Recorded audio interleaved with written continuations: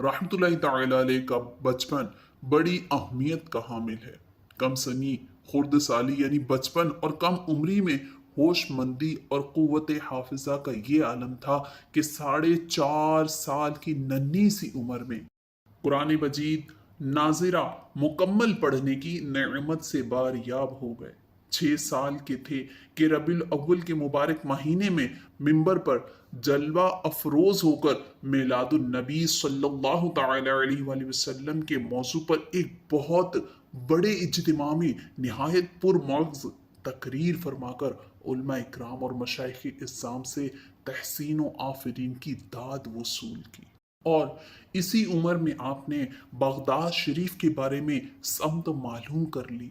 फिर तादम हयात बलदा मुबारका गौसे आदम अलैहि रहमतुल्लाहिल अकरम यानी गौसे आजम के मुबारक शहर की तरफ पाँव ना फैला।